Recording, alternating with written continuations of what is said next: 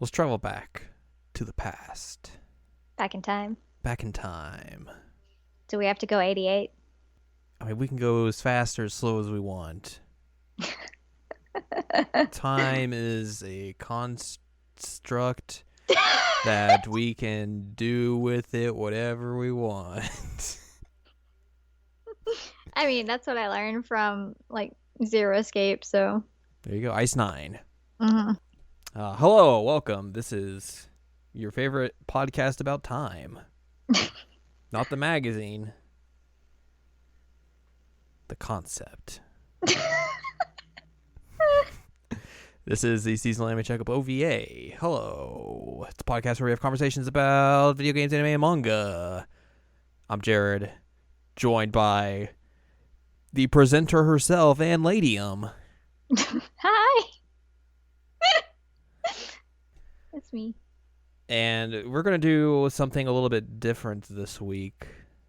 It's still video games. It is still video games. We're going to take a look at the early history of the video game industry, mostly because you have spent quite a bit of time with this subject. Since, I started it on my master's thesis, and then this actual project that I've been working on, I started in spring 2016. So. That's 2 whole years. If you're keeping track at home. Yeah, so it's been a lot. And we previously talked about some of it when we talked about the X-rated video games of Atari. It's true. Yep. And so that was like a little tiny sliver of chunk. I think it equates to like maybe 10 pages. But fascinating subject, but not necessarily the breadth of your entire project. Yeah, no, it's one of my favorite things that came out of this research, just because it's so freaking bizarre. But yeah, not the main focus. But we did do a podcast on some of my research before, so now we get more. That's true. Did you tell them what episode number it is yet? Because I have to explain significance of that. I don't think I did. Hold on. This is episode number 72. If you had not paid attention to the title or anything else. And I got excited when I found out it was 72, because it was like, oh man, that fits, because that's the year that Atari was founded and also the year that Pong came out. So it's really... We totally planned this. Super duper planned it. We were like, okay, this is how we're gonna do our episodes. We're gonna do 2 just randomly, and then like the start of January in 2017, we're just gonna go full weekly, and then by the time we get to the end of April of 2018, it'll be lined up to where Al has to do her dissertation defense, and it'll just be perfect. Yes. So I guess for background information, if you haven't listened before to any of the like research-based ones or anything, or like my random ramblings, I am currently getting my PhD in history with a focus on video game history, which, let me tell you, that was an experience trying to get that approved, because historians tend to be very traditional.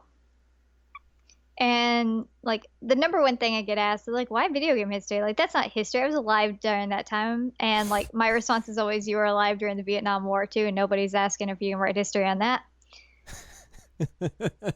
It's true. You're not wrong. I just love the snark. I'm really bad about snark. It's a great trait.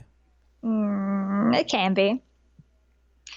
So my dissertation defense is this week, and by the time this comes out, we will know one way or the other how that goes.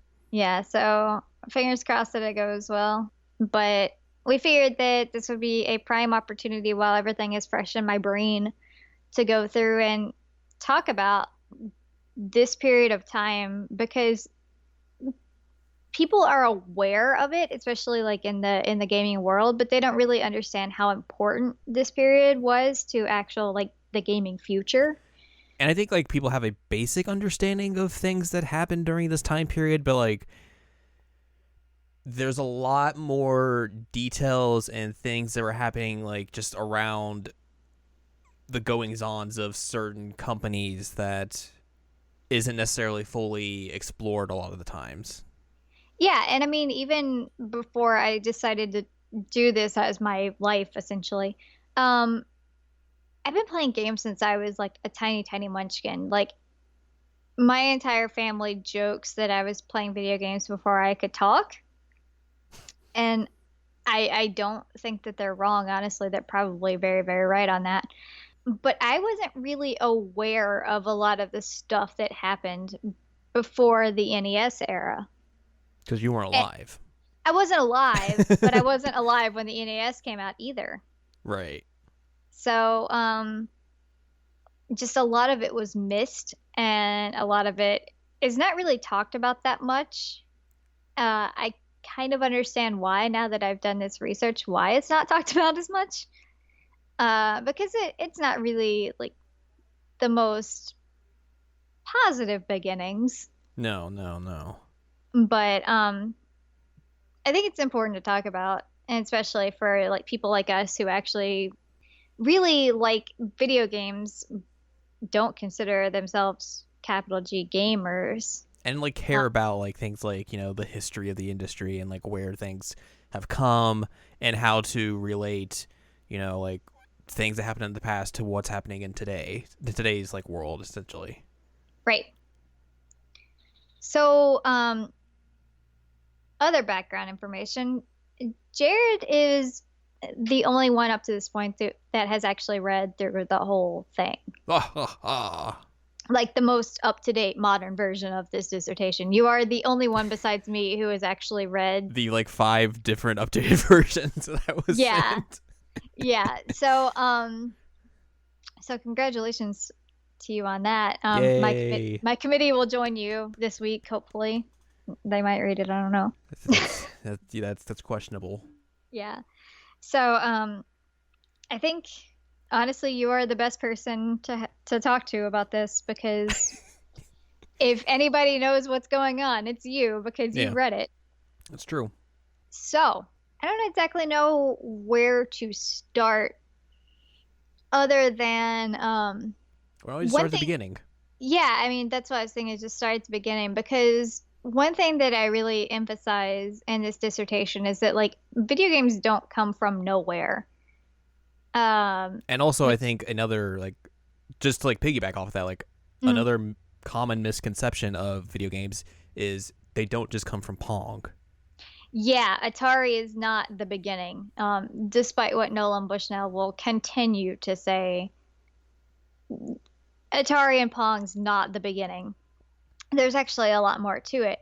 And it actually started in 58, which whenever I tell people video games really started in 58, they're like, what? And it's in like a military lab, because they were doing an open house, and his name is William Higginbotham. People always called him Willie. And this guy is fascinating because one, he worked on the Manhattan Project, and two, he worked on radar. And so like he's really important to actual like military tech of the 20th century. But then he's also the actual first man to create a video game.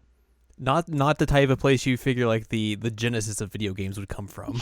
No. And it's so adorable. Like I was reading interviews with this man, and people asked him, because he created it's called Tennis for Two, and he created it in his lab out of spare parts in order to entertain young boys on an open house. He was later found and was asked, like, you know, why didn't you look into this? And he was saying, you know, you really didn't want me to, because if I had tried to patent that, you realize the government would have owned video games, right?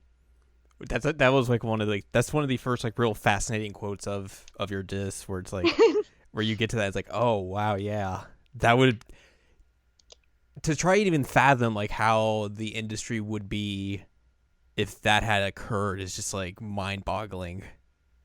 Yeah, it's interesting to think about, because I mean literally the government would have owned all rights to video games, and that's crazy. Mm-hmm. But he's like, yeah, you didn't want that, so I didn't do it. But also, he thought of it as just like a temporary amusement.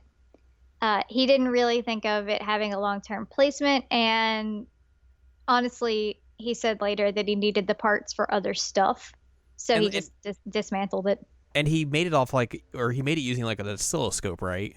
Yeah, he did. He used an oscilloscope, and he read the manual trying to figure out like how to describe like the gravity, or to put the gravity into the system Mm. of Earth using a ball.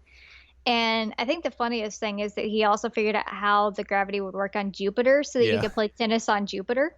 But like even just like going off of that, like even if he wanted to like just try and I guess capitalize off of this, not many people own oscilloscopes. No. And that happens again later with the PDP one. Yeah, it's not really, at that time computers weren't accessible. Right. And so it wouldn't have even made sense for him to think of it as like a commercial thing. It was just him honestly goofing around. Yeah. Um, People didn't know about him until the 80s, though. Like somebody uncovered it because there was a kid who went and played the game. And by the time he was an adult in the 80s, he's like, yeah, I played a video game like back in 58. And, I don't know if anybody knew this, and people didn't. So then you had like journalists, I think the journalist who went to it, maybe it was Computer Gaming and Video Gaming and Computer Gaming Illustrated, I think was the one who went. And so they sent a journalist to go talk to him. He's like, "Oh, hey, yeah, I did that. That's a thing." And they're like, "Oh my God, we've uncovered the father of video gaming." He's just chill about it, like, oh yeah, I guess I did that thing. Yeah. Yeah, Whatever. it's so weird, like reading interviews with him, because he seems like the most chill guy, and knowing that he like worked on all these things is crazy. Yeah. I bet like just for him knowing like, oh, I worked on the Manhattan Project, I worked on Radar, and these people want to come talk to me about this weird, just tiny thing I made in '58 just for the fun of Yeah, it. Okay. well, also a fun fact and aside a little bit, he was also very, very anti-atomic weaponry, Mm-hmm. because after working on the Manhattan Project and seeing what they did with it, he's like, no, this is not okay. So he was like, for the rest of his life, he was very, very anti-nuclear weaponry. I'm like, you know what? Good on you, man. Like he was instrumental in the process, because he basically, like the pin for it, I don't remember what they're called when it comes to nuclear weaponry, but basically the switch that made it implode, he made that. So he kind of felt responsible. Yeah. But you had a little bit of a gap between what he did and then the next game, which again was not commercial. This one is more of like the roots of what you would consider gaming, because this was a bunch of nerds at MIT who were really into sci-fi and decided they were going to make a video game that was playing out a battle in their favorite sci-fi novel. They wanted to create, they wanted to just basically make a way to live out like all those like sci-fi novels they read. Mm-hmm. Which that sounds way more like the origins Yeah, of video yeah, gaming. exactly. Like a bunch of nerds at MIT, of course. There's, I think, 3 of them, but 2 of them were only minor in the process. William Grates was the major programmer for it. It took him a little over a year to get it working. So 62 is around the time period where this was a working game. And it was called Space War! Exclamation point. Space War. Space War! And this was the one on the PDP-1. Again, not an accessible computer, because they were students at MIT who were supposed to be essentially programming for the government. And computers still in the 60s, not accessible to the general public in like a good way. Honestly, the game itself isn't necessarily like important. It doesn't do a lot of things that are like, I don't want to say innovative, because it's one of the first video games, but it's not really anything that's like impressive to look at. But given the time period and what they were working with, I think that's pretty awesome what they did. And especially just because that's like you said, it's more of the genesis of what we consider, the modern video game, essentially, or at least like what the early arcade games would become. Yeah, because essentially, like a lot of people had played this, which I'll get to in a second, but it's similar in gameplay to Asteroids that Hmm. came later, like a lot later.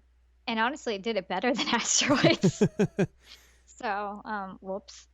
Yeah, it was I think it was the Lensman novels that they were trying to play out on the space battles. So it was a pretty big deal, but they never really took it anywhere. But what was important about this is that the code for the game kept getting transferred to other like computer science departments around the country Hmm.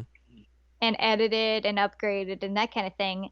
And there's actually a tournament in 1972 that Rolling Stones, like Rolling Stone magazine, covered.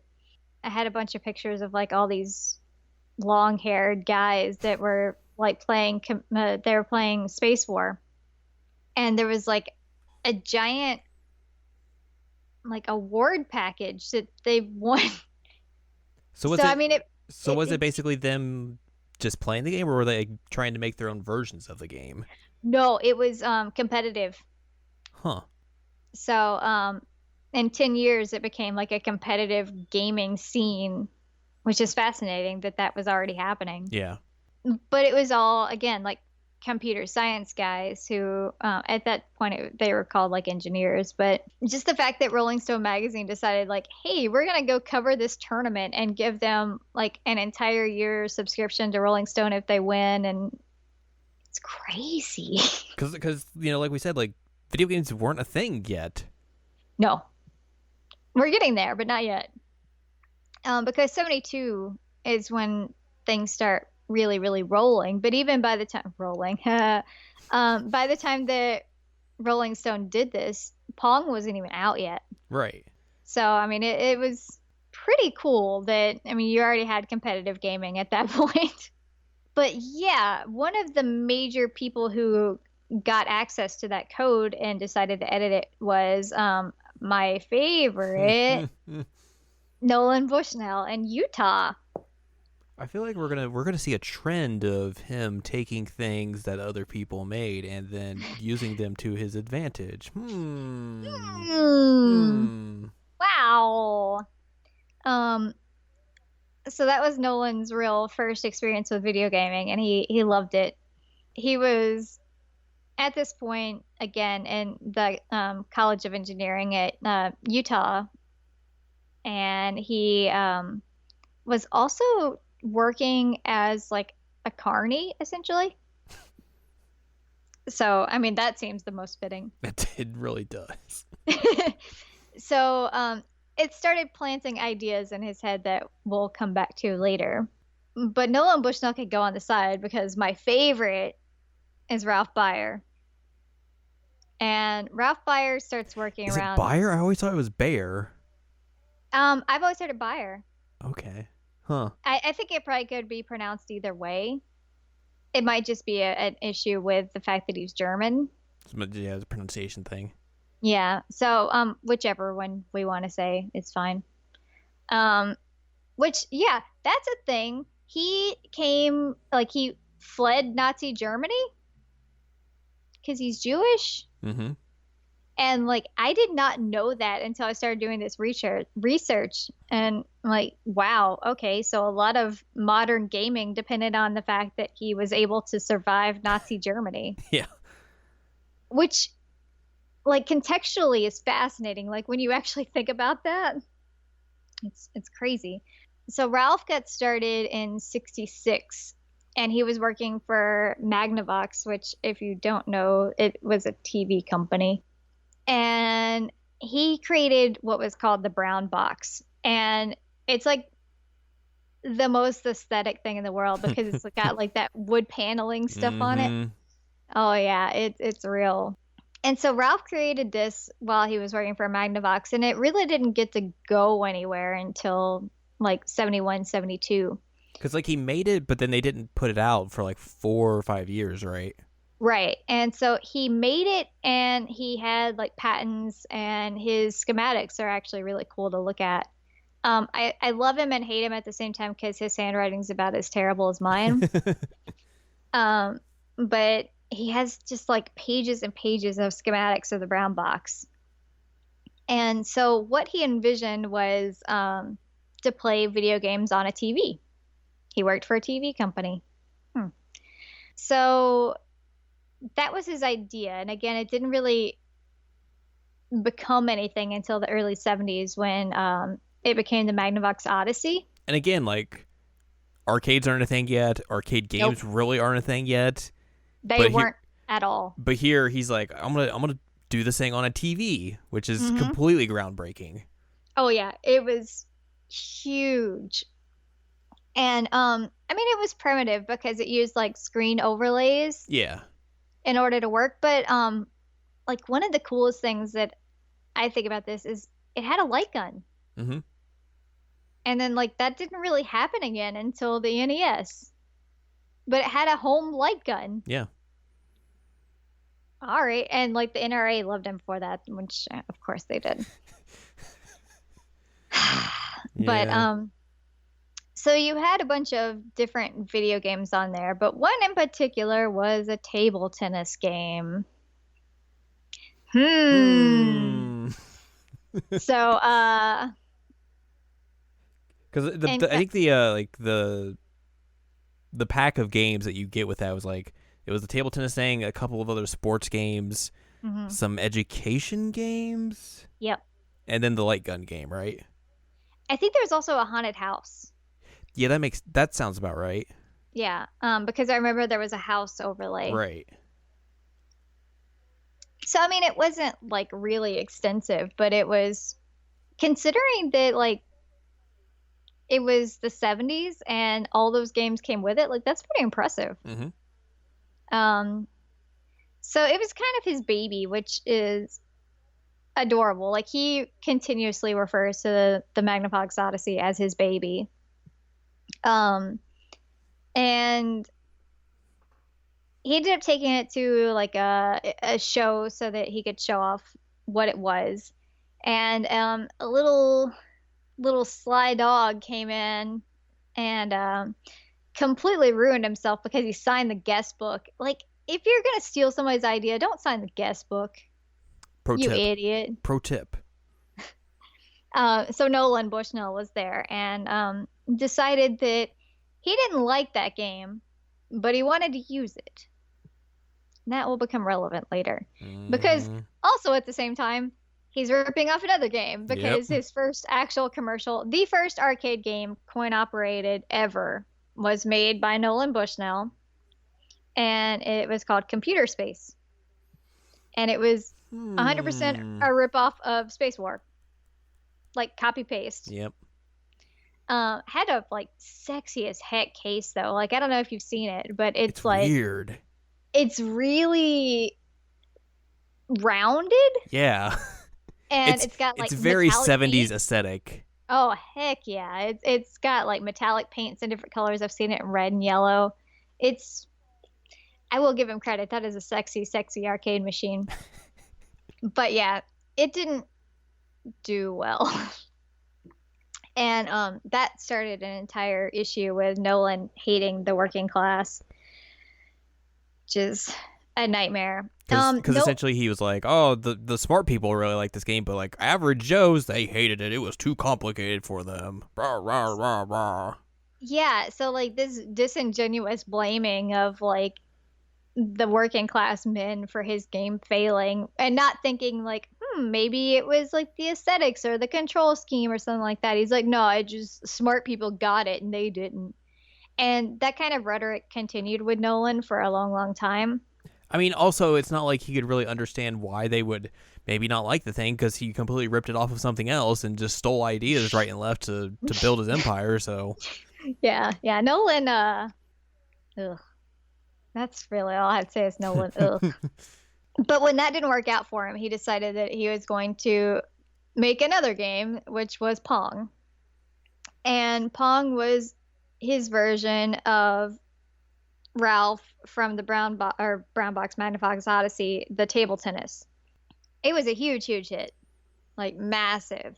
And one of the most famous stories is that when they put it into the tavern for testing, they Al Alcorn, who is the man who actually programmed the game and never gets any credit for it ever. Shocker. I know. Um, they called Al and they're like, "Hey man, your machine's broken. We don't know what to do." And so he went in to check on it to see what was wrong, and he opened the cash box and like it was overflowing with quarters, and it had just jammed up the actual machinery of the arcade machine. So that's like the number one story of Pong was Al basically losing his entire mind because there was so much money in the machine. But that really started a lot of stuff in motion. And for one, Atari was founded in 72 because they were originally Synergy, and they found out that that was taken. And they eventually went with Atari, which is essentially the Japanese equivalent of like Checkmate. Mm-hmm. So I mean, I say Nolan Bushnell's a nerd. He's a different kind of nerd, but he sucks. But that really started things rolling. Because Atari got to be huge at that point because everybody was talking about this, and I mean, he credit where credit's due. He did start the coin-operated arcade gaming industry. Mm-hmm. Straight up, he did. Um, but what was also wonderful about this is that Magnavox sues Nolan because of his clear taking of Ralph's work, and it led to a bunch of like mega sassy remarks from Ralph throughout his entire life, and it was A plus beautiful. Well deserved. Yeah, because Magnavox ended up winning because of course they did. They had like his name on the guest book, and then Ralph was able to show like, yeah, I've had this stuff set up since '66, man. Like, this is all mine. Here are the patents. Like, this is done. And so Atari ended up having to pay Magnavox anytime they did anything with Pong. Nolan continuously decided that he was the father of video gaming. And a lot of people would contest that, saying, like, no, it was actually Ralph. And Ralph was basically like, I don't really care. Like, if he wants the title, that's fine because he's been lying to himself for years anyway. So, like, let him live in his fantasy land. And I'm like, wow, that is sassy and true. And it's just like continuous until he died. He died a few years ago, but like whenever you're reading anything that he wrote, there's always like one little jab in at Nolan. I'm like, oh, I love him. He's an adorable old man. So yeah, and Atari, there's a giant difference in like the kinds of systems that Ralph was working in, the kind of environment that Ralph was working in, and what Nolan builds up. Because Nolan at this point is in his 20s and he's fresh out of college, and he is very into the ideas of like the hippie movement still. And I mean, he even quotes at one point that he was like in the age of Aquarius, which roll eyes. But he had this whole idea of like liberation in terms of the workplace, whereas Ralph was in like he was working for Magnavox in the 60s, so he had a more traditional business model when it came to his stuff. Tradition versus counterculture. Yeah, and so Nolan, when he starts Atari, and what they ended up doing is renting out like an old abandoned rolling rink or skating rink and renovating that into the Atari offices. It becomes just like, I don't know, creative chaos in a way. Because it's a bunch of guys who are like in their late teens and 20s put into, and yes, it's mostly guys, put into this skating rink and add in like the counterculture and drugs and just youth in general, and then like youth masculinity at the time. It's chaos. And it is, it's really, really chaotic. Not necessarily a bad thing when it came to actual creativity, because they continuously put out some really quality video games at the time. And I mean, like, quality by our standards now are different from quality in the 70s, but for the time they were being really, really innovative. And Yeah, I that's mean important. they're iterating on like Pong and everything, so like everything's going up from there. So Mm. Which, I mean, Nolan wrote a manifesto. yeah. Like, if that's not the most like white dude thing in the world, I don't know what is. But he wrote a manifesto about Atari, about how he wanted it to be like this free and open culture where nobody was discriminated against. And he even mentions like the long hairs versus the short hairs, because there was like this tension against like the old business model. And it was a thing, but it became this situation where like there was a lot of drug use in the offices. Mm-hmm. Which there's this joke that Warshaw makes, that which he I'm trying to think of all the games that he did. He did ET for one. He did Yars, right? Yeah.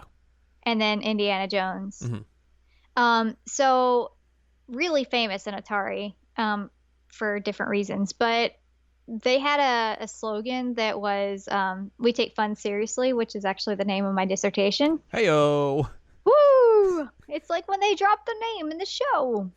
That's the Uh, name. but he always joked that their new slogan was "We take fun intravenously," because there was a lot of drug use, and there was a blind eye turned to this drug use. Basically, the issue that Nolan talked about was that he would come in the office, and one, he would make sure that nobody was dead from an overdose, and two, he would make sure that nobody was in jail. And Which like when those are clearly your, things you want from your right, startup company. when those are the two things you're having to worry about every day you come to work, that's a problem. But he was also, one thing that he did, and this is kind of a weird choice, but anyway, he would hire basically anybody on the street to actually manufacture the cabinets. And that ended up equating to a lot of drug users and a lot of like drug dealers assembling cabinets, which then led to a lot of missing parts for cabinets that could be sold to pawn shops. Not his greatest idea. Wasn't he also at that time, like when he would try and entice people to come work for him, like hire women to like come to these parties, and like it would just be like full of alcohol and drugs, and be like, Hmm. oh, if these people, if these young engineers, these young male engineers come in, like they see girls and these girls are gonna be interested in them, man, they're gonna want to work here. That was his recruiting ploy for Yeah. engineers, was that he would legitimately like bring booze and drugs and women and like try and entice young dudes to come work at Atari. And it worked, but like, oh, it's so gross. It's no shocker that there was like no HR department at Atari at the time. Yeah, no, no. Which there were no departments in general. Yeah. That was a problem. And I mean, you had weird issues like Steve Jobs never wore shoes on the production floor for a long time, and they finally told him like, "Hey, man, you got to start wearing shoes because that's a liability." Um, Everyone always like thinks of Steve Jobs like this brilliant person and everything for all he did with Apple, but like, man, his everything like he's talked about with like in terms of Atari just makes him sound like just the strangest weirdo ever. yeah, I mean, like for one, he was a jerk because he really, really screwed over Woz. Mm-hmm. But two, like he never wore shoes. They said that he smelled terrible. Like they constantly mention how bad Steve Jobs smelled. And once he decided that he was going to go on his like tour of India for enlightenment, yeah. Um, Nolan's like, yeah, sure, you can do that. I'll pay you to go fix some like Pong machines in Germany, and then you can just get to India from there. And so that's how he started his like India enlightenment tour, was fixing Pong machines in Germany. Because that's how that goes. Yeah, I mean, it probably would have been cheaper for him to fly from California to India than it would to go from Germany to India. Yeah. But whatever. You also had people like skateboarding in the production area, and you had them like flying airplanes and things, not real airplanes, but I mean, there was a whole general sense of like fun and play in this environment. And so one of my like statements that I continuously bring up in the dissertation is that this was like a countercultural, youthful business model, and that it was very much focused on fun, but that focus on fun was what made the innovation of the games. Mm-hmm. The issue, though, is that there was rampant sexism. Yeah. And a lot of it is kind of built up in like an ironic way, and not ironic in like the sense that we would consider ironic. They would consider it ironic because they're in like a post second wave feminism world, and they're like, yeah, we shouldn't say this, but we're gonna say it anyway, that kind of stuff. Mm-hmm. So they know that what they're saying is not good and they shouldn't be doing it, but they do it anyway. I mean, it led to some really bizarre and terrible things. Like Nolan's hot tub parties are pretty famous, and I'm sure that now everybody's heard about it because of the Not Nolan movement, where he would just like ask secretaries to like get in the hot tub with him after they would bring him paperwork. Ugh. But there was also stuff like gotcha, Oh, gotcha. which I think was 74, if I'm not mistaken. But gotcha was built specifically. The gameplay was kind of secondary. It was like a maze catch 'em game, kind of like Pac-Man, but before Pac-Man. But the controllers were two pink orbs next to each other that you were supposed to move around with your hands in order to control the character. It was not accidental. There was a comment by one of the developers. He was basically like, we didn't blatantly say that they were boobs, but they were boobs. And that game actually was like one of the most like early controversial games because of that control scheme, which is fascinating because like nobody thought the joysticks was an issue. Right. And I make several references within the dissertation that like joysticks and self-manipulation are a real thing. And by what I mean by that is that there's this entire idea of like you're projecting yourself into the game. And by controlling yourself, you are controlling the character. And controlling yourself with a joystick is self-manipulation in like masturbatory ways. It's a very Freudian type of analysis if that there. makes any sense. But this entire gotcha thing threw it off because then you're manipulating an other. Mm-hmm. Because they thought it was funny in the sense that like it's boobs, but then it becomes a question of like, was it unpopular because of the control scheme, like that it was considered like taboo, or was it unpopular because of the control scheme and like it was irregular, didn't feel right mentally? So I mean, it's a psychological thing and a little complicated, and I don't know the answer.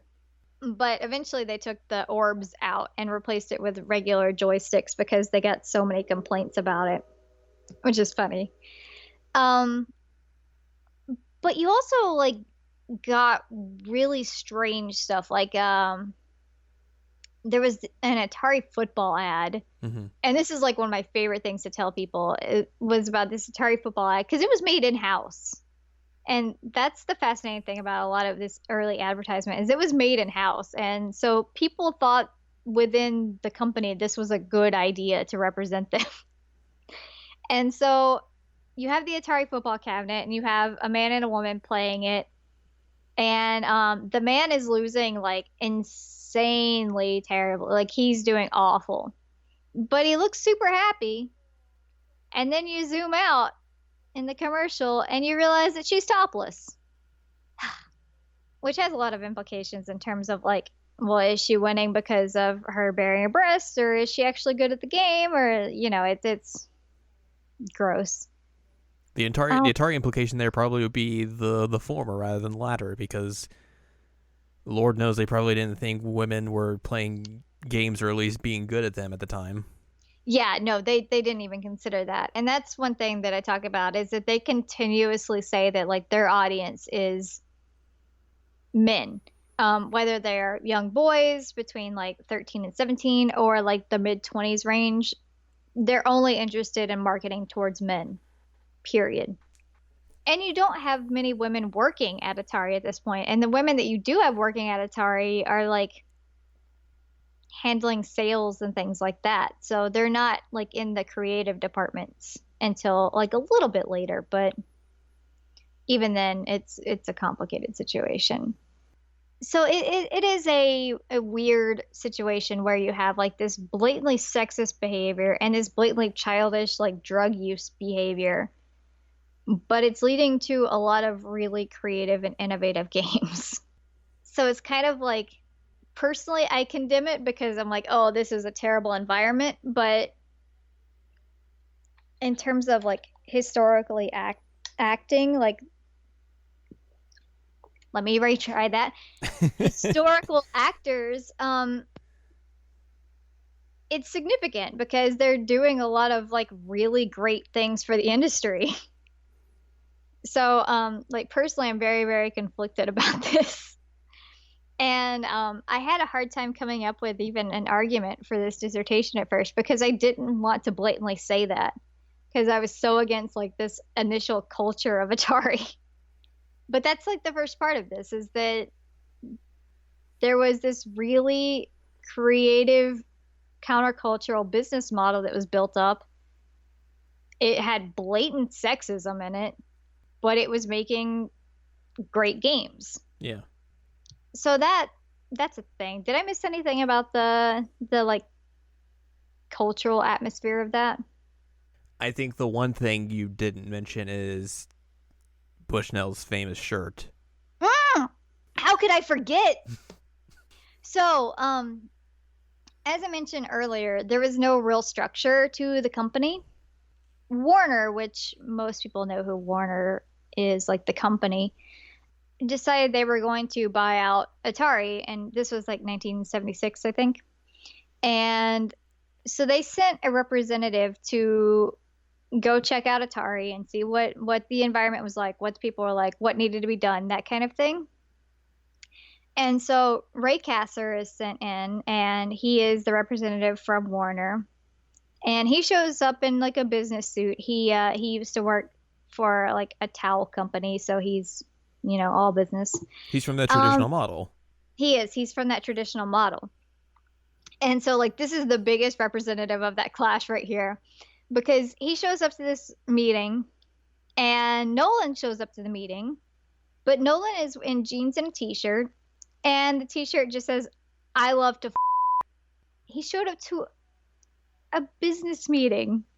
A very high, like, ranking business meeting, like a very important one. Determines the future of his company. Yeah. And he shows up in a t-shirt that says, I love to And like, can you imagine being a woman in that company and seeing that? You're like, oh my God. But then like even Ray was really uncomfortable and like, I don't understand why this happened. Like it's almost surprising that Warner even went through with the acquisition after that. I'm very shocked, but there's also no surprise that they got rid of Nolan pretty quickly. Yeah. And I didn't put this in a dissertation because there is a lot of argument over whether or not it happened, but Ray, until he died, contended that also at that same meeting, Nolan offered him a joint. Nolan claims it didn't happen. There's the one that I'm more inclined to believe, but like I said, I didn't want to put it in there because there's no real proof that it happened. The t-shirt, everybody says, yes, that happened. Mm-hmm. I wouldn't put it past him to offer this man a joint at a business meeting. Especially just the way the culture of Atari was at the time. It It was normal. completely would not be surprising. I mean, it was very, very normal. Like the man had a keg bar like in his like a kegger in his office. Mm-hmm. Like what the heck? So I mean, it was a mess. But then I have a certain specific turning point in my research, and I pegged that as the 1980 release of Pac-Man. Mm-hmm. And like throughout the 70s, you have a bunch of really important games come out. I'm not going to go into every single specific one because that's not really important. I know that sounds terrible, but it's really not. But Pac-Man is important. Again, it was released in 1980, and it kind of started a pivot, Let a me very small let me ask you before you go into that. Like, my knowledge pivot. of games of that time period isn't necessarily like the most in depth, I guess I would say.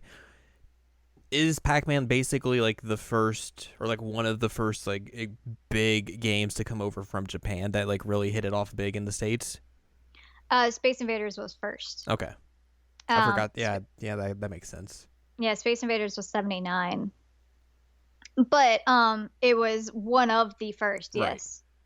Because it was basically Space Invaders then Pac-Man.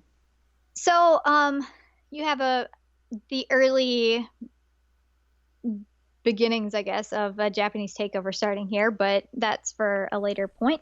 But yeah, 1980, Pac-Man was released in both Japan and the United States, and it was Bally Midway in the United States, and it was Namco in Namco in Yeah. Japan. Okay, so Iwatani, Toru Iwatani is the developer of Pac-Man. And I have a lot of research of how he has talked about Pac-Man over the years, but not from 1980, because I wanted to see his retrospective on what he was thinking when he made it. Mm-hmm. And it's fascinating because he does talk a lot about how he was more interested in getting like people who weren't typical gamers into arcades because they had the same kind of situation, which I haven't mentioned this. Arcades were really, really shady at the time. They were mostly male oriented. They were mostly like in bars and that kind of thing. Lots of smoke. You just didn't really go in there. Male dominated spaces, essentially. Oh, totally male dominated spaces. And I mean, there was even rhetoric of like it wasn't safe for a woman to go by herself. And that same situation existed in Japan. And so Iwatani's like, yeah, no, this isn't cool. We should do something about this. And so what his current perspective, and by current, I mean, I think it was like 2010 or something that they did these interviews, is for one, he mentions that he made Pac-Man with women specifically in mind. He still has, which you know this as well as I do, Japan isn't great with gender relations either. Mm-hmm. But he still has some like weird sexist stuff in there, like, you know, women like eating. But he says women were his main target, and he wanted to improve the like view of arcades. He wanted to make it so that they were like a date destination so that men and women could go together. And I think one of the most fascinating things that he came out with in terms of like what he thought about Pac-Man was he actually argues that it was a very feminist game because he was saying that women wanted to be the ones who were like in control essentially. And so he, you know, several years, how many years is it? Oh God, I don't even want to think about how many years it's been since Pac-Man was released. I guess it's near 40, right? 38, basically, yeah. Yeah. So this was the 30-year retrospective when he was talking about this, but he found it important to say, like, to highlight his emphasis on women. And that was not normal at the time. Sorry, Iwatani, you weren't normal. And whether or not that was actually his goal is questionable. Like, usually it wasn't. It may have just been like a side effect of women really liked it. And so he comes back at it and says, oh, yeah, I made it for women. I don't know. It's hard to say. But it is significant that he feels it important to say that it was for women. And I also get to bring up the fun Scott Pilgrim fact in my dissertation, which I had to do, especially since I had the I love to shirt earlier.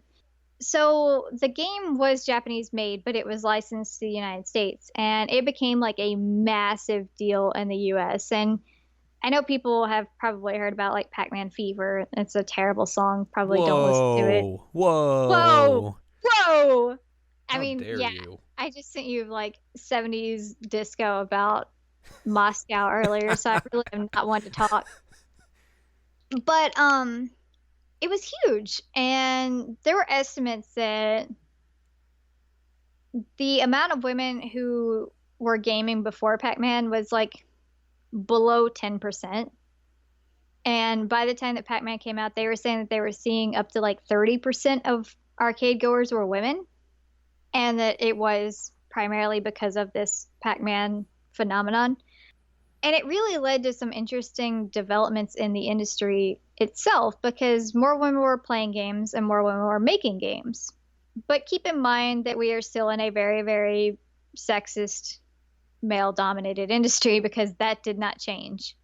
But one thing that happened was that you ended up getting a new genre of games, which several companies call it this, but Atari was one of the most prominent. They called them cutesy games, which I'm glad we don't use that term anymore. um, but cutesy games was basically their way of saying games for women. And so it became a thing that there was a massive movement to try and license games that they felt like women would like and to create games that they felt like women would like. So it was like they just kind of realized, oh, hey, women exist. Only took them like 10 years. Right. Like, women can also play video games rather than just be accessories? What? What? So, you had a small movement of trying to hire women for aesthetics. So, aesthetics in terms of creating games, not aesthetics for the company. Let me clarify. We hire for the aesthetics. So you ended up getting like some pretty heavy hitters. You had Donna Bailey at Atari. Roberta Williams is kind of a different situation because she was married to the founder, so that's a little different. But like Janice Hendricks, people like this who were like really big in the industry in the early '80s, and you had David Nutting of Nutting Associates who was saying like women just have a different touch when it comes to video games, and like again, sexist as heck, but what can you do? And so they started making games that were less violent per se, and they had more colors in them. Because a lot of arcades at the time, or like games at the time, were, either competitive, action oriented, sports, or a combination of those, essentially. Yeah, I mean, there was like, I broke it down into categories in my master's. I'm trying to remember exactly what I did. It was basically like combat games, which would encompass like war stuff, and sports games. Space was a big category. So I mean, it was like these really masculine categories. Right. And so at this point, they're like, we could do other stuff. That's a thing. So you ended up getting like really interesting games like Centipede that Donna Bailey worked on with Ed Logg. And Donna Bailey has been asked about this a lot, and she essentially says, like, I made this game to be a game that I would want to play. And the significant thing that makes Centipede stick out is the fact that it uses pastel colors. And also, that's just like that's counterculture to the ideas of the industry as a whole up until that point. Because Mhm. I know you mentioned it, I think, a lot in your diss, but like women at the time were one of the reasons they didn't want to play games is because those were games that were made for men. Yep. Yeah, and that was one of the big features in quotations, I guess, of the industry is that they were men making games for other men. Mm-hmm. And so while some women would go and play them, there was a stigma against it, and a lot of them just didn't like them. Like there was this entire thing about like how Space Invaders was like a boy's toy. It it's fascinating, really. And so it was really new and interesting that Don is like, yeah, I wanted to make a game that I would play. And it upsets me that Microsoft and like later releases of Centipede deleted Donna completely. Like they just said Ed Log and a young designer. Which that's just Gross. yeah, completely uncalled for. Yeah, it's so upsetting. And part of that is because Donna did leave Atari. And she said she had several reasons for leaving Atari, but mostly she was extremely uncomfortable with like the workplace environment. And she did a Reddit AMA recently, and by recently I mean like a couple years ago. And things are relative in my brain about recently. Yeah, it's fair. And I asked her, I'm like, what was your experience like and how did it differ from like your male colleagues? She's like, yeah, just my mindset and my background were very, very different. And that led to a different kind of output. And that's like an interesting perspective because you didn't have that kind of output before this, really. You didn't have women that were saying, okay, I like this kind of thing. Let me make that. Mm-hmm. And, Janice worked on Joust, which is a pretty famous game. And so, and they had art backgrounds. It was really, really cool. Sorry, I get a little geeked out about Donna Bailey. You're fine. And then, like I said, Roberta Williams is kind of like an outlier because Roberta's situation is that her husband, who it's hilarious that I'm actually blanking on his name. Ken, thank you. Ken had computers at home, and at one point he brought home a game and was like, "Hey, you should try this out," because she was basically a stay-at-home mom, and she kept saying about like how miserable she was in her life because he was out doing things and she was stuck at home.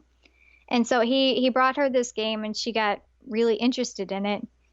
And so she decided, okay, well, I'll just make my own games because I'm out of this other game to play. So she started writing scripts, and she would color pages and say, put this page onto the screen and then we'll put this text on there.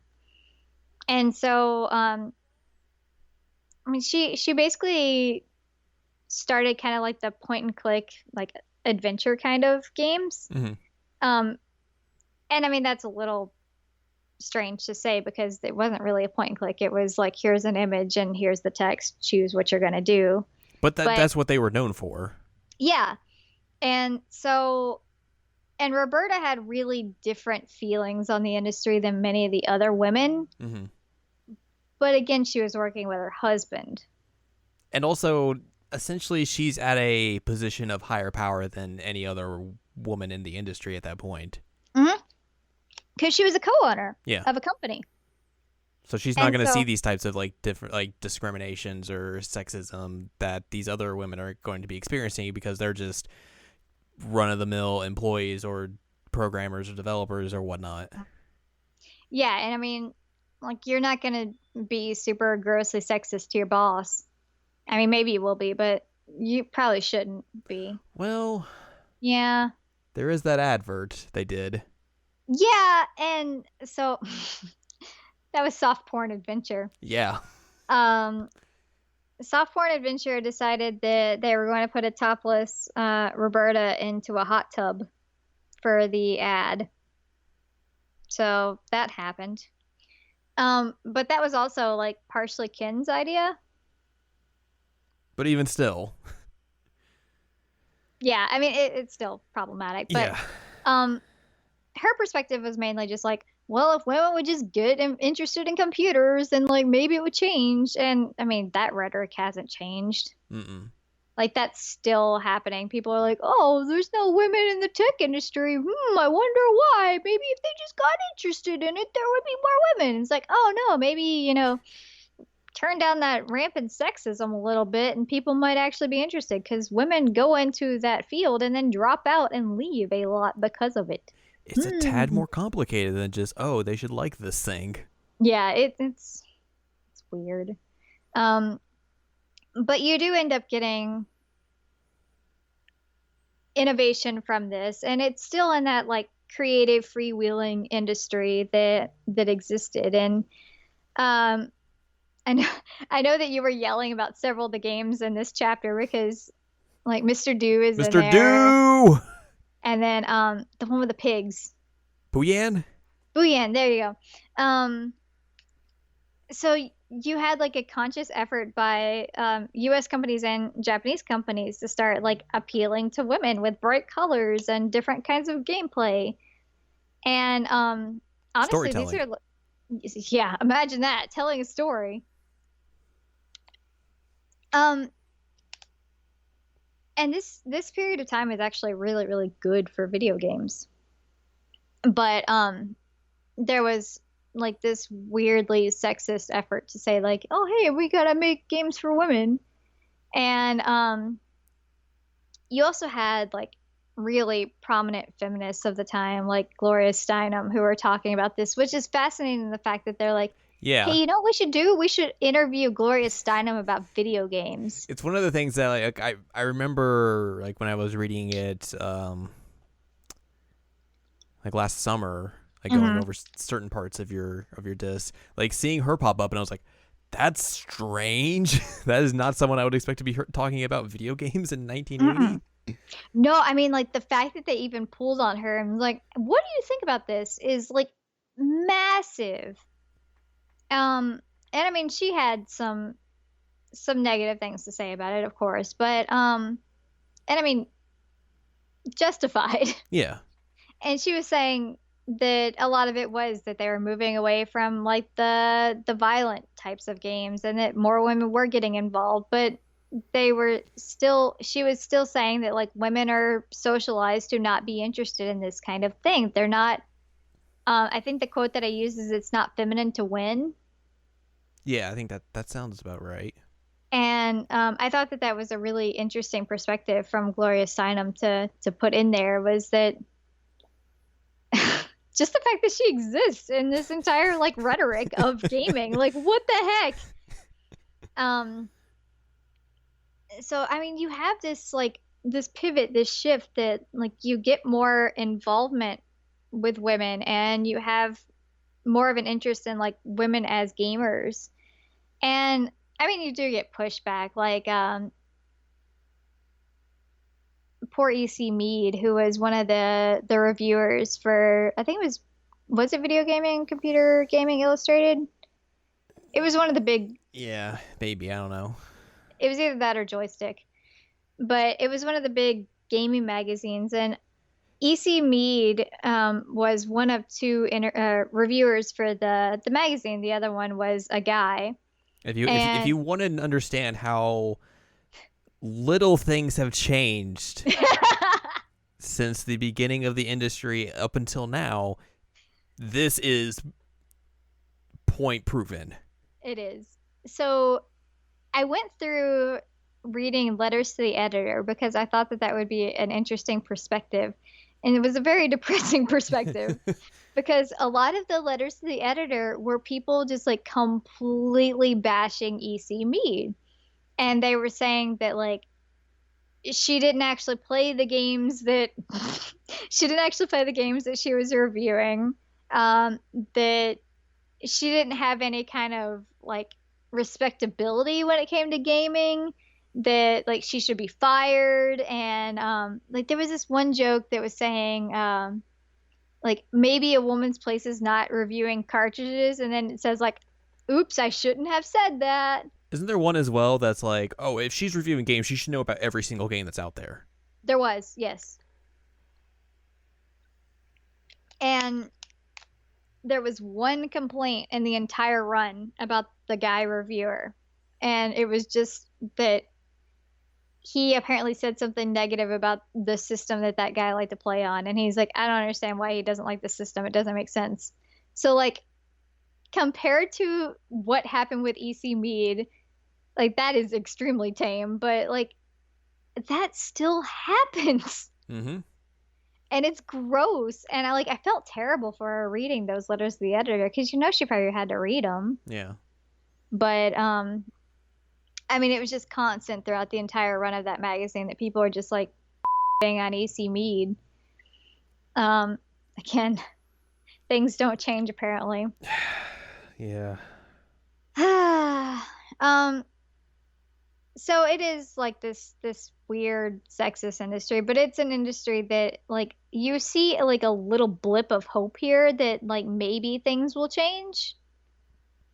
And then 1982 happens. And again, we've talked about the X-rated games on a different podcast, so I'd recommend listening to that. It's a fun podcast, and like one of the only podcasts that we've done where we didn't actually have to edit out anything. Which is strange considering that's like probably the most adult content of an episode that we have. Yeah, I mean, there was even a question beforehand. We're like, do we mark this as like mature? Like, what do we do? But it's a fun podcast. I actually have listened to it recently just for funsies. And I go into it a bit in the dissertation. Like I said, it ends up being about like 10 pages where I talk about like Custer's Revenge and Beat 'em and Eat 'em, Bachelor Party, Night on the Town, and X-Man. And I'll still never get over the fact that H.K. Poon was the developer for X-Man. That can't be a real name. It's too good. It's too good to be true. It is. So, the gist of that is that one, these games existed, and so there was like this massive influx of like X-rated games that weren't good. The fact that we just watched a speed run of one of them completely, like every single bit of it completed in 5 minutes. That's telling, yeah. Yeah. And the fact that a speed run exists is hilarious. It's fantastic. So they exist. There was a massive, massive backlash. Whether it was like feminist groups, family groups, with Custer's Revenge, that was specifically like Native American groups. There was a lot of pushback on this. Even like the funniest thing to me is that Hustler reviewed some of them. Yeah, and like, yeah. Hustler isn't known to be like a classy magazine, but even then, they're like, these games suck. So that is hilarious to me. The Hustler's like, yeah, nah, maybe don't play these. Don't waste your money on these. Yeah. Which, granted, like, you know, you mentioned like all that pushback. Like, I mean, one of the biggest reasons that like these things didn't really take off, you know, other than the controversy, is that like the pushback extended all the way to retailers, where they're like, no, we're not selling these. We're not selling these. You know, we talked about this in the podcast we did about it, but like a lot of these games, you had to go and like find a mail order form to even acquire them because they were so just like very hard to find. Yeah, and I mean, even if a store did sell them, they were like under the counter type games, so you had to know about it before you went there to see like, you know, I saw this ad in Hustler for Custer's Revenge. I need to go pick that up. And they said it was bad, but I really need to get it. Yeah. And And I do think it's worth noting, I may have mentioned it in the podcast, but I don't remember, that a lot of the companies that were making these were actual like porno companies Hmm. that then created like a side branch for creating video games, which tells you how big video games had gotten at that point, that like porno companies were like, hey, let's make subsidiary companies that are primarily focused on video games. There was one That's a good idea. there was one quote from like one of these developers in your disc that I thought was real interesting. It was like he mentioned that he actually like really liked and enjoyed the idea of creating games, Mm-hmm. but the pushback basically forced him to like just go back into like creating pornographic films. Yep. And he was like, I thought it might be a good idea to like make other types of games, but like I have my forte in this, and with the pushback that all those games are getting, like it's not going to be easy to like make another one of those, or if like I'm trying to make something else, like they might associate me with those games as well, so like it's not going to work out that way. So like I'm kind of like I can't do anything. And that was one of the guys who worked on X-Men. So he's one of the last guys to make a porno game, essentially. He worked with HK Poon. Well, not from Japan. Oh yeah, well. Um, so, and one thing that I mentioned in the dissertation that I think is an important thing to note is that it's the same guy who's saying that essentially like he felt like adults were tired of playing like space shoot 'em up type games. Hmm. And like Iwatani created Pac-Man in the same kind of mindset, that he was tired of space shoot 'em up games, so he made Pac-Man. But like they went two very different routes and like what they created.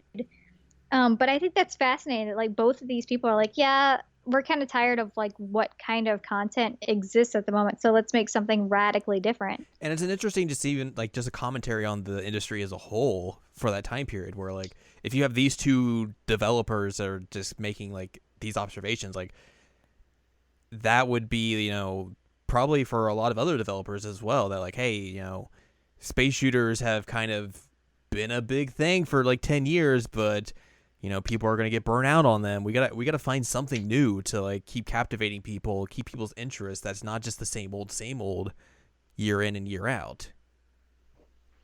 It's really, really intriguing. Mm-hmm. But so I guess what I'm leading up to here is that 1982 is also an important moment. And a lot of people know about this because it's like this become this massive thing in gaming that Mm-hmm. everybody knows about, like the ET burial. Everybody knows about that. If they're somewhat involved in the gaming world at all, they're like, oh yeah, I know about that. But it's just the And lead up to all that is still fascinating. Like, we talked about the genesis of Atari and all of that, Mhm. but from the Warner acquisition all the way up until 82 and then 84, where Warner's like, see ya. Like, Yeah. it's a fascinating story that like just happens over the course of not even 10 years. Yeah, it's 76 to 84. And it's crazy because what's essentially happening is that people are realizing like, oh hey, video games, they're profitable. People seem to like them. Let's all make video games.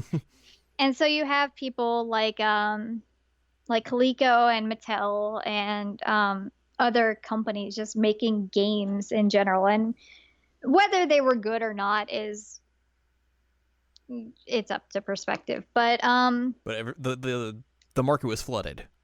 it was really, really flooded. And like these X-rated games are also an example of that. It's just like everybody and their mom wanted to create video games, Mm-hmm. and it wasn't necessarily a good thing.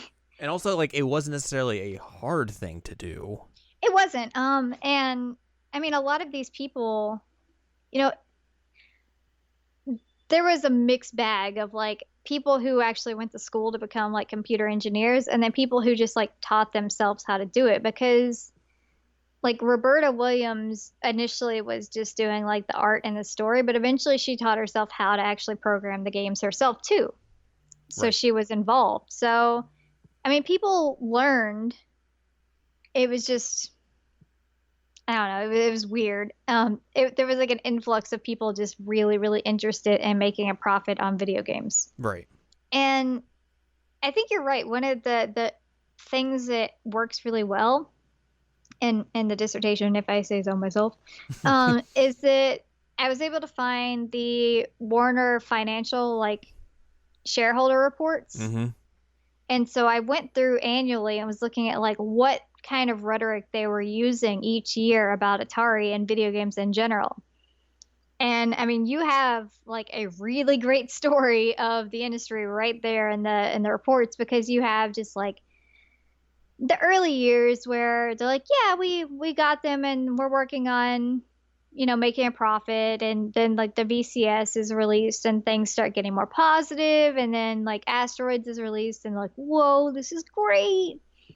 And 1980 is essentially their peak. They're just raking in money hand over fist, like Atari balloons to like extraordinary amounts of employees. Yeah, they go from essentially like in 76 they had I think 890 something, and by 82 they had 10,000. And yeah, like you said, like those Warner reports are just like, you know, by the time they get to 1980, they're just like, yo, Atari is basically our cash cow. Like, Yeah. this is the reason we are making so much money. And they're blatant about it. They're Yeah. like, yeah, Atari is the reason. Like Atari always like starting in 1980 they get to the forefront of every single one of these financial reports. Mhm. So like Atari is great. Atari's doing this. Atari's doing this. Atari did this. Atari's going into this. They're the And future of everything, basically. Like, we're gonna, hey, there's this crazy technology, we're gonna give it to Atari because they'll do something with it. Look at the past, look at the success they've had. They can do anything. it's crazy. And I mean this continues for a while. Mm-hmm. Until I think it's the 83 report because 82 wouldn't reflect the issues that happened in 82. But I think 82 is the one where like you start to see the hint You of start to see the something's hint of going it. wrong. Yeah. Because you start getting issues of like the finances aren't really working out as much and they're having a few issues and they're trying to go into like home computing instead of like arcades and like home consoles because like things aren't really great there. Because I want to say like that 82 or the 81 one is the one where like they make less money than they had like the previous year, and the reports are just essentially like, hey, that's not necessarily good, but that business can happen like that. It may not be a bad thing. This has not hit the panic button quite yet, but there's a possibility this could be concerning. Maybe hover your hand over the panic button a little bit. And then 83 is the one where like, is that the one where they basically come out and like Warner's like, this is the first time we've taken a loss in the history of our company, or is that 84? I think it's 83. Then that's when you're like, oh boy.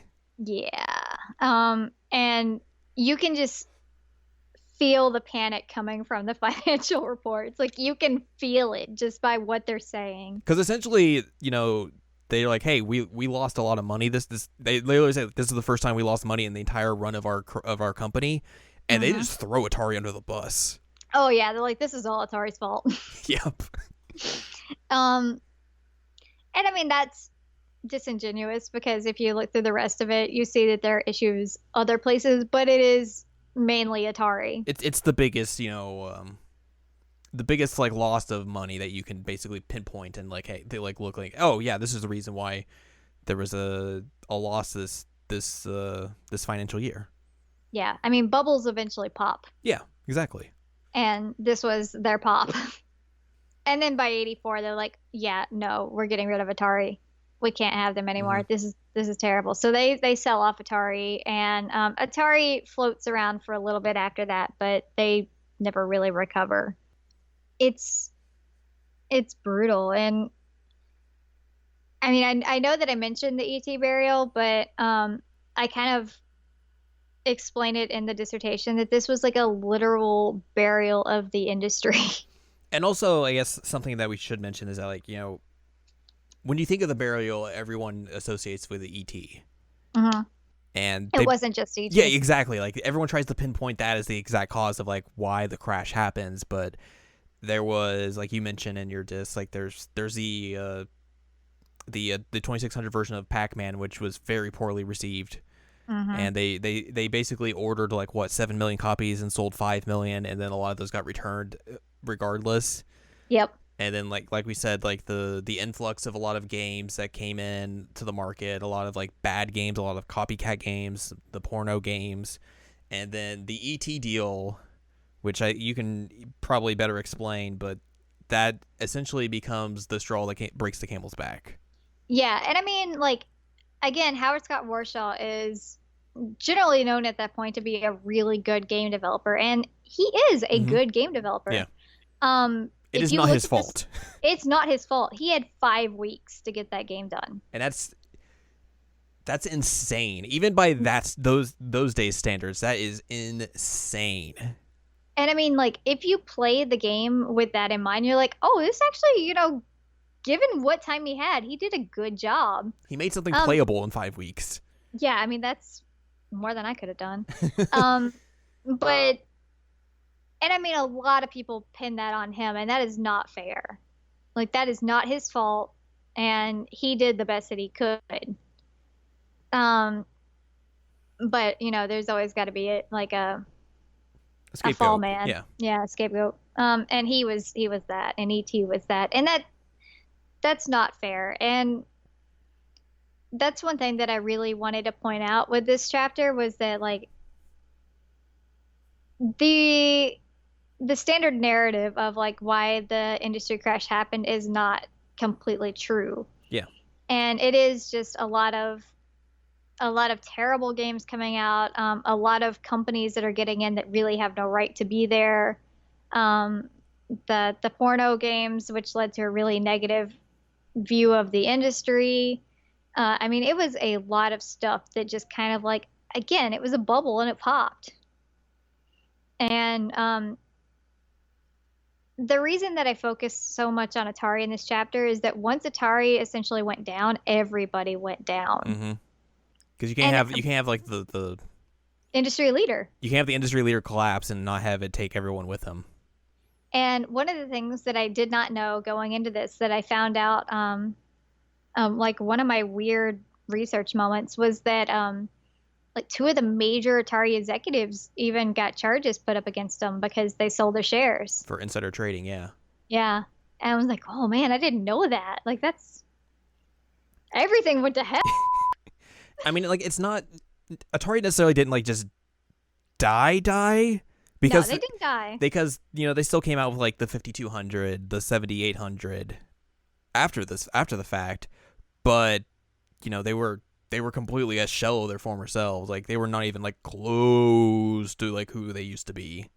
No, and like there was the internal memos and like newspapers and things like that were always saying like, how do we get back to those days? What do we do to get there? Mm-hmm. And one of the big shifts at this point that, and I mean not like at this point after the crash, but like leading up to the crash, is that you do lose that sense of like the countercultural business. Yeah.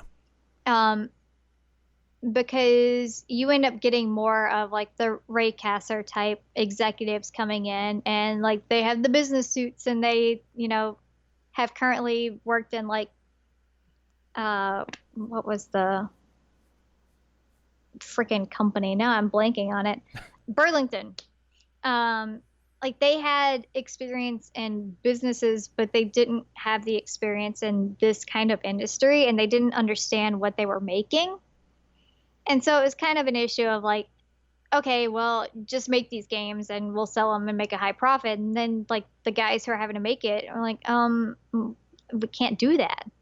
Like we need time. And that's the whole issue. Like ET is representative of that clash there in the sense that you had Warshaw, who was representative of like this old model of, just creativity and making things on their own time. And then you have Atari, the new Atari executives are saying, no, you have 5 weeks, get it done. We have to make a profit.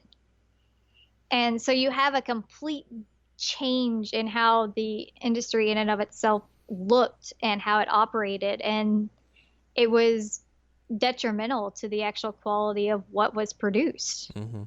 Let me ask you something, because Yes. this thought popped into my head, Hmm. because you mentioned how the ET situation was a lot of like Atari being like, we need a profit. Hmm. If the Pac-Man debacle doesn't happen, does ET basically, the deal still happens, but does Warsaw get more time to make that game? No, because Even if they make a lot more money with Pac-Man than they did, and like it doesn't get returned and all that stuff, like it's a huge success.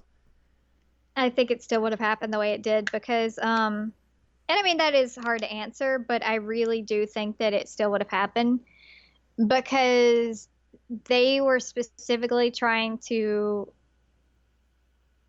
capitalize on the popularity of ET at that Right. point and to make ET release before Christmas. So it could be like a holiday gift. And I feel like even if at that point, like it could just come down to, instead of them wanting to like, we need to make money, like Mhm. Atari could just be like, oh yeah, we could do this in 5 weeks. Of course we Yeah. can. We're Atari. You know who we And are? I think that's a lot of it is that they had just like a bunch of hubris. Like you've had Ray Kasser saying all the time, like, we had the best year ever, and I'll never get tired of saying that. And And like, then well, you got tired of saying it, buddy. was it him, or was it the person who came in after him that was like, they had all these years and years of success, but like they never had a year of like of anything bad happening to them, so they did not know how to handle it. It was the guy who came in '83. Okay, yeah. Hmm. Yeah, so he was like, they didn't understand how to fail. Mm-hmm. And I mean, it's interesting because a lot of people and a lot of companies don't know how to fail.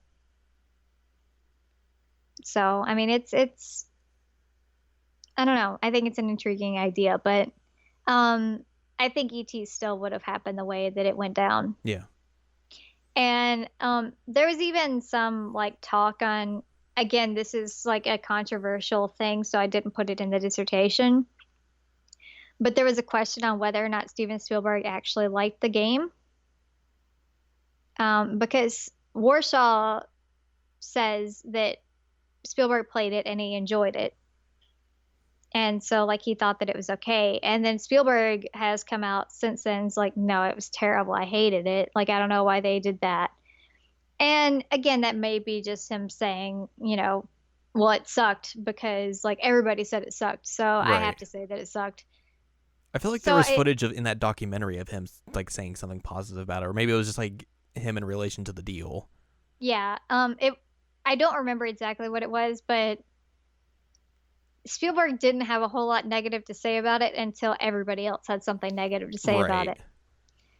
it. So whether or not, again, it's a contentious point with these people. So I didn't put it in there, but I think it is important to say at least Yeah. that there was potential that Spielberg was like, yeah, this is fine until it wasn't. But I mean, at this point, by '84, basically it's dead. Like you still have some somewhat big releases. Like you have Dragon's Lair and you have Cubert, but like Those aren't it's Atari games. Those are mm-mm. those are arcade games. So Yeah, and like home consoles aren't really a thing anymore.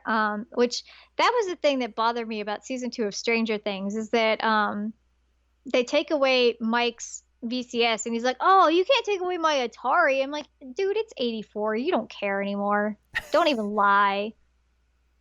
Um, so I mean, it's on life support basically. and Like this there's is around the time like news outlets are being like, yeah, the video game industry's dead. It's yeah, gone. I mean, It's they said done. it was dead. Yeah. Um, and the only thing that really saved it was Nintendo. Mm-hmm.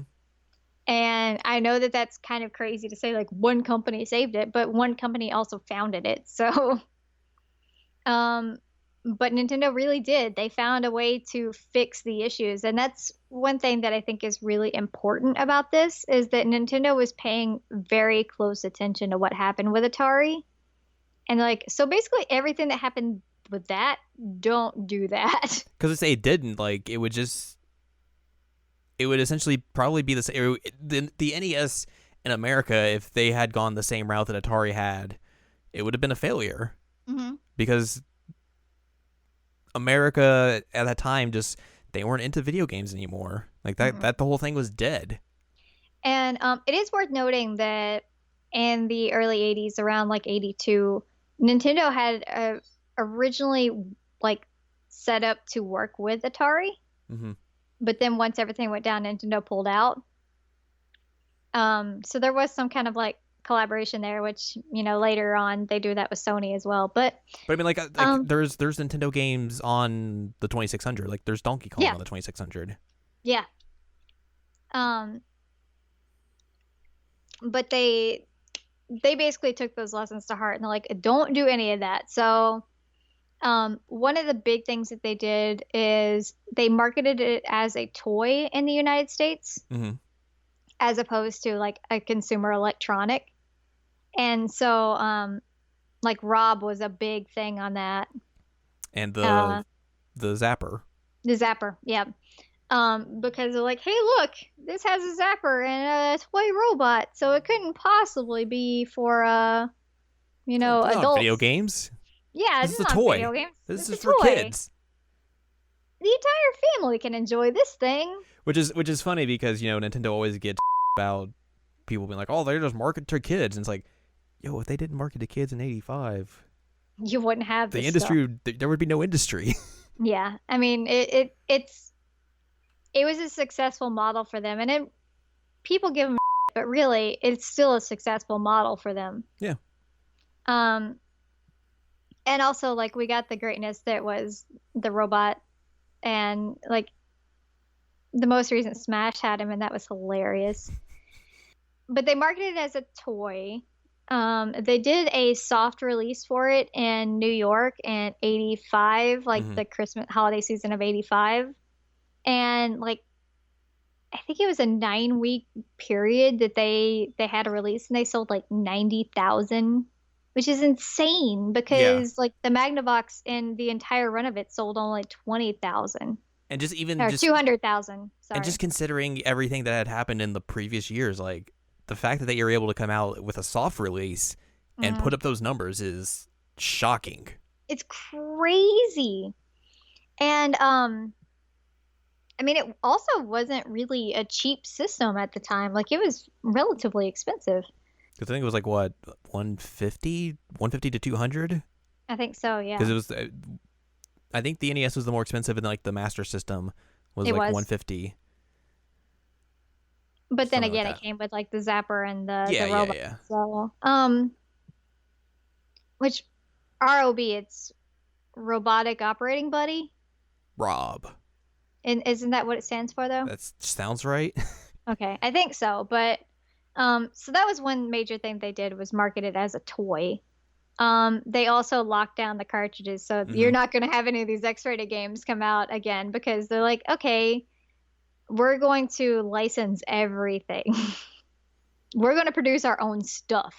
So they were the ones who were producing the cartridges, and I mean, it worked. They had that like Nintendo seal that reassured people that like, okay, yeah, you're going to buy something that's good, which questionable, but it But at the worked. time, yeah. And even just like the idea of locking down third parties to be like, okay, you guys can only release 3 games a year. 3 games a year, which I mean, obviously companies got around that. Right.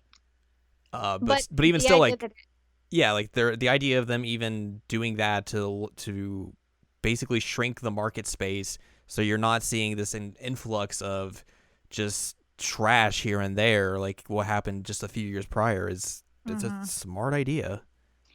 And they also took a lesson from Pac-Man in the sense that they started releasing games that had like a very prominent figure in it that like had a story and could be sold as like other stuff besides just a video game. Mm-hmm. I mean, like Mario is still like synonymous with gaming essentially. And even like even that, like it's important to note that like when they did that soft launch in '85, like Mario Brothers was not out yet, or Super Mario Brothers was not out yet. Nope. Because that doesn't come till 86. Right. It was out in Japan, but it was not out in the United Hmm. States. So yeah, it was not out, and then eventually you had Zelda come along, but um, I mean, if you think about it, like the way they had to market the NES at the time, like it makes a lot of sense why things like the Famicom Disk System did not come out over here. mhm, Because if that had come out over here, it probably had given more of a look like, oh, video games, huh? yeah. And if they're trying to steer clear of that image, like that's the type of thing you're not going to bring over to the States. And one thing that I learned that I didn't know is that like Sears refused to carry it Yeah. in their stores. I did not know that, but once they actually had the full release, Sears said no, that you could order it off the catalog, but they would not sell it in the stores. And I mean that just shows like the level of distrust that like businesses and people had against video games in the United States, is that like Sears was one of the biggest companies at that time and they wouldn't carry it. Mm-hmm. That's crazy. It really is. So, I mean, it was kind of an uphill battle, and you had journalists that are like, "Who is this startup company?" Which it wasn't a startup company. I don't know why they thought No, that, but they're like, "Who is this startup company?" It's like, "Oh, we're gonna bring video games back." And they're like, "This is dumb. You're dumb, Nintendo." I Um, love that. I love that. You're just like, this st they thought they could bring video games back. They're dead. Pfft, Nintendo, please. And so like I make this reference in the dissertation about like how essentially you have the ET burial is like the burial of the industry, and then you have like a Lazarus resurrection moment with the NES. And I mean, you're not far off. Yeah, I mean it's fascinating because Nintendo legitimately single-handedly saved it. And eventually you end up getting like the Master System release, and I think the most interesting thing about this is that the Atari systems actually get like a resurgence after, because they're like, oh, well, I can't afford the Nintendo, we can't Yeah. afford the Sega, but we can afford the Atari systems. Because it was like what, $50 for a 5200 or a 7800 at the time. Yeah, it's $50. So the one smart thing Atari did post crash. Yeah, at post crash, they're like, oh, we could make this 50, and then like people can't afford it. So they get like a little blip of movement on product, which is kind of crazy. But again, it was the Nintendo factor. And I guess I don't know. I feel like most people know this, but like there may be some people out there that don't. But like, you know, people like to think Atari just dies after the crash, after the burial and everything. But like they go on, at least in terms of manufacturing hardware. It's not Hmm. until the early 90s until like they're basically out of they finally decide to go out of the market, like after the release of the Jaguar. Yeah. So they continued to make stuff. They were just bought out by somebody else Hmm. who essentially had like the Atari IP. Which is the story of Atari from then till today. Yeah, they're still in the same situation. So it's Atari didn't go away. Atari died, but they didn't go away. They were never the juggernaut that they were in the early 80s, late 70s. They would never even came close to like reaching that zeitgeist again. No, no. And I mean, like, there was some excitement. Was it early this year or late last year that like they were coming out with some new console? I'm like, oh my God, Atari, like really? Yeah.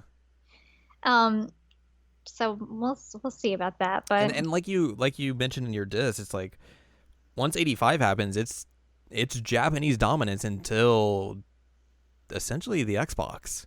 yeah, Cuz that's I that mean, cuz that is the next time like an American company goes into hardware, right? Well, it's at the least first time that like a it's a successful, successful, yeah. Yeah. yeah. But until that point, it was Japan all the way, pretty Hmm. much. And I mean, then even then, like Microsoft still has like an uphill battle in certain Right, situations yeah. with what they're doing. So it's a strange situation that it becomes like a very internationalized business, but specifically with consoles, it was Japan. Yeah. So up until this point, it was a very US based industry. Like, yes, you had games in Japan, but that was kind of a separate situation. But like the juggernaut of video gaming was the United States. And in the course of like 2 years, it flip flops just drastically. Mm-hmm. And I mean, it like you said, until Microsoft, it was pretty much the same situation. Japan dominated. And I mean, even for like a lot of my friends' parents, like if you were talking about video games specifically, they would just say like, "Oh, Nintendo." Yeah, or you're gonna go play the Nintendo. Yeah, yeah, and like that continued throughout like my early childhood. It's Yeah. kind of like how like us Southerners, which not you, but us Southerners call every kind of soda a Coke. Like, Yeah. give me a Coke. Oh, is Dr. Pepper okay? Yeah, it's fine. Like that's how it was. It's like all my friends, like their parents, are like, yeah, you go play the Nintendo, and like, well, it's actually a Sega, but that's fine. Um, and that's like a real thing that happened. They just became like synonyms essentially. It became the brand. Yeah, it did. I mean, it really, really did. And I think it would be hard to find somebody who doesn't really recognize Mario at this point. Right, yeah. But I think if you were to go back and show some of these old Atari games, they would have a harder time. Especially because some of them looked a lot alike. Yeah. um, so I mean that's essentially like my conclusion of my dissertation is that you have like this meteoric rise and this industry that is so countercultural, freewheeling, but very, very creative and sexist. Um, by 1980, you get like a little bit of like a blip of hope that this industry might have a little bit of change. You have women becoming more involved. You have more of an interest in creating like interesting games, different games. But then by the time the crash comes along, you have a different business model, you have a different business culture, and then you have like a complete and utter influx of terrible games. And that leads to the crash. It leaves essentially like a vacuum that can be filled. And Nintendo's like, hi, hello, we're here. And I mean, that's essentially like the early video game industry in a nutshell. Yeah. And I did write an epilogue, and that was something I had initially told myself I wouldn't do. I really didn't want to write it when I was first writing the dissertation, but I felt like it was important now that I've actually written it and it's in there. Because you do have some very interesting parallels, and I didn't mention it in the epilogue, but one thing that you've mentioned is like the entire thing with EC Mead, that still happens all the time. Yeah. You still have like the whole idea of like gamer girls and quotations, and like that's essentially what they were accusing EC Mead of. Is like, you don't really play video games. What are you doing? But I do talk about Gamergate and how that situation was like rampantly sexist. I don't want to talk about that a whole lot on the podcast. Fair. Yeah. But I do talk about like how an extremely misogynistic and extremely masculine culture kind of evolves in the industry. And I took some reports on what the industry development cycle is like now and how it's essentially like, I'm trying to think of the best way to word this, that it's an extreme situation where they are like dog eat dog kind of thing. There's a lot of like prioritizing of like crunch and like, oh, if you're not crunching, you're not doing that sort of thing. Like, what are you doing here? You're low life. And it even becomes a question of like, if you can't do it, they question like your masculinity, which is so bizarre. But it's a real thing that I talk about in there. And I do talk about like how this entire rhetoric of like the gamer came out, and that connects very closely to Gamergate in and of itself. But again, I really don't want to go into that too much for reasons. And one of the, I guess, minor things that I talk about is that throughout the dissertation, I keep mentioning that like this whole idea of like gambling and childhood corruption is always associated with like pinball and video games, and then like that has come up again very, very recently, uh, with the loot boxes and loot crates and that kind of thing. Hmm. Um, Which I literally just saw this yesterday, but I think there was some European company, or not company, country, that just recently ruled that like, yeah, loot boxes are we're considering those gambling. oh man, I knew there was one that happened around like December, but like this is a thing that's happening. Like the Apple Store is like cracking down on that kind of stuff, and I think that's something in like there's some Asian company or Asian countries that also have that thing where they require odds on loot boxes, which I think there's Korea is one of them, which like I think South like Korea. yeah, I think that's one of them. But like I think Overwatch was something that like would have been affected by that, but they decided they did something that they would try to get around that essentially. Hmm. So there's like even though like there are companies and laws that are trying to crack down on this and requiring things like that, like there's companies are still trying to find ways to get around that. Yeah, and I mean, the big example that I used was Battlefront, the Hmm. most recent Battlefront release, and I looked into that because I wrote that chapter in December, and things have changed since December. Right. And their workaround was that you can no longer pay real money to get them. So Until just recently, we're like, hey, we're gonna put microtransactions back in. yeah, it was a thing. Yeah. So it's there are a lot of parallels still in the early industry to what's going on today. And I mean, you do still have like a very hyper masculine and sexist industry, which is unfortunate. You do have some movement of women becoming involved, but even then, like if you get a game that is at all considered like feminist or like feminized, like I remember there was a lot of pushback against Gone Home Hmm. because of like how much of a woman's perspective is in there. Like there was a lot of pushback against that. And I think that the what's the name of that game? Edith. To something something Edith Finch. Yes. That had pushback as well. Um so you have a really strange situation where anything that can be somewhat considered feminine is like, "Oh, I don't know about that." Um And I do write in my dissertation that in another life, I worked at a video game retailer, which, if people listen to this, they probably have realized that. Um, and I talk about how there was like this really weird movement, and like it's still going on now, but it started in like the early 2000s Well, to, it started around the Wii. I feel like it started earlier than that. Like I feel like there were PS1 games that were similar in this way. Some of them, yeah. Because I mean, you did have like Disney games and all that came out on like I had them on the Genesis, Right. Yeah, but like but they but were with actually these types good. specifically. Yeah. There were some like Barbie games, and I Yeah. remember that like the Game Boy Advance had some, but there was like a massive amount of these released or like after the Wii. Right, Like yeah. we were getting them every single week that I was like, Jesus Christ, no one's gonna buy this game. And then they did. Shovelware. Yeah, it became like this thing, which like the only good one that I could really think of was Cooking Mama, but whenever somebody would come in the store and like, oh, I want to buy a game for my girl, and I would like recommend some other kinds of games, they're like, but what about this Imagine Babies?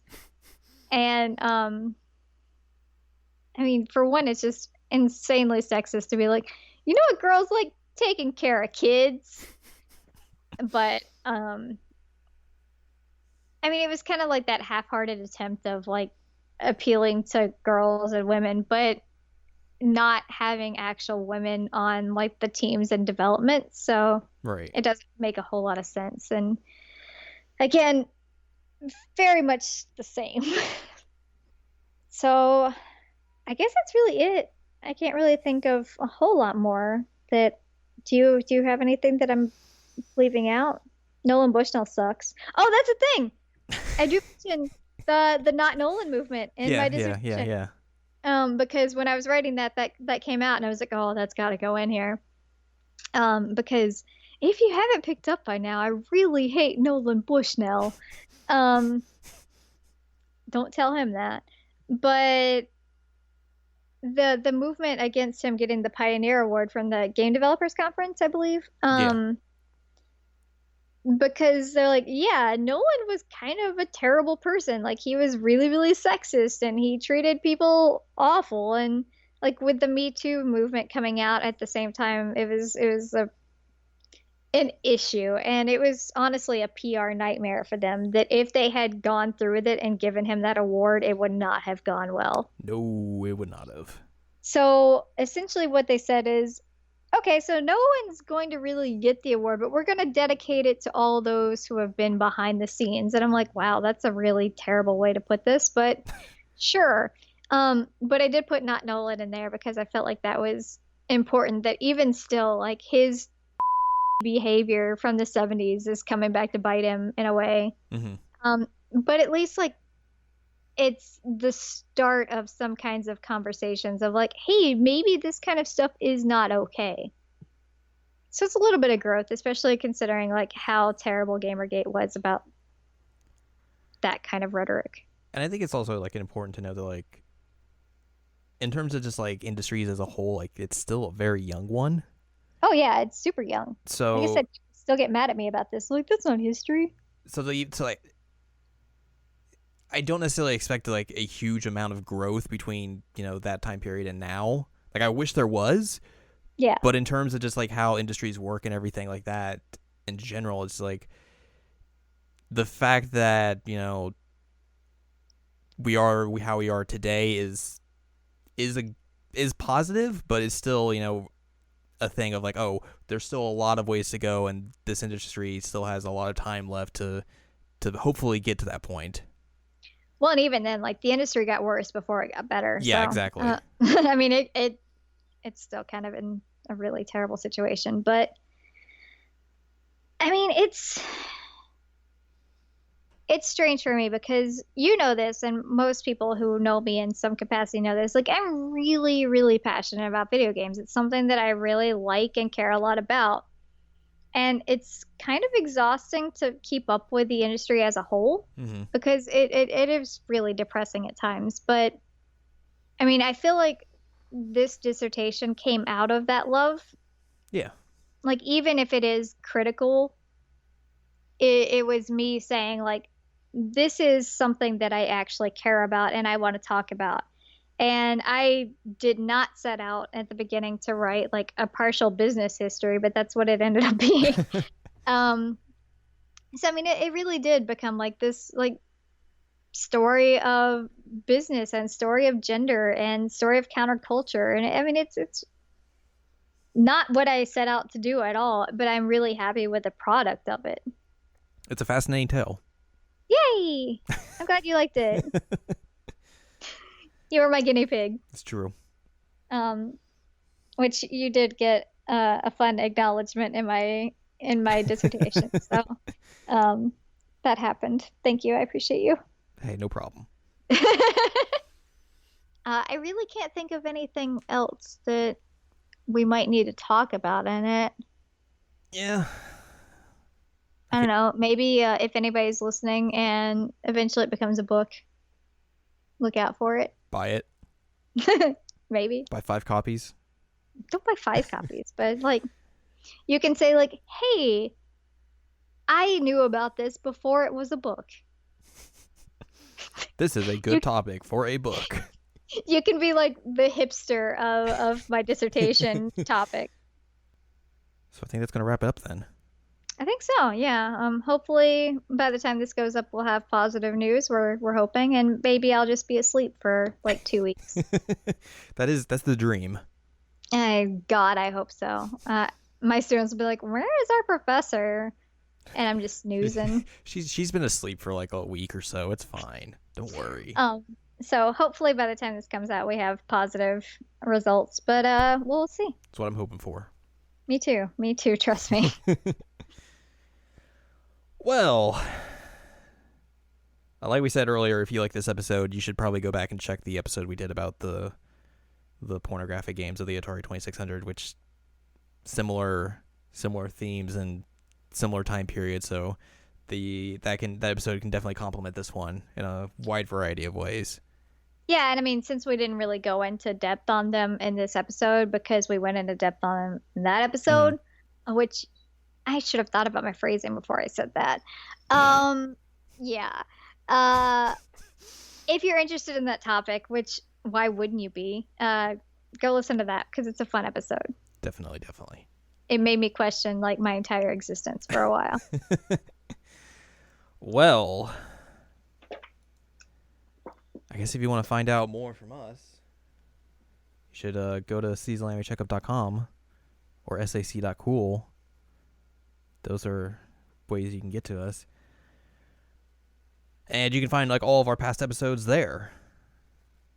Like the porn episode we talked about and all sorts of other fun stuff. All the fun stuff. You can also find columns and reviews on the site as well. I have a new piece going up on Crunchyroll this week. It'll already be up by this time. It's about Steins Gate Zero and the character of Okabe, the main character, if you don't know, and the distinct changes he's gone through from Steins Gate to Steins Gate Zero, which are very fascinating, and how the game does it as well, but I think the anime does a little bit better job of handling how it shows his mental health and like just the way he's trying to cope with things, to handle things, all that sorts of stuff. So that should be up on Crunchyroll sometime, or I think Thursday. So go check that out. Yeah. You can, what else? Oh, and Ladyem. Hey, that's you. Hi. Go check out her site, andladyem.com. It's a cool place to go. She's got cool things like columns and reviews on her site. You can follow us on Twitter, twitter.com/anime checkup. It's where we do the Twitters. You can support us on Patreon, patreon.com/SACOVA.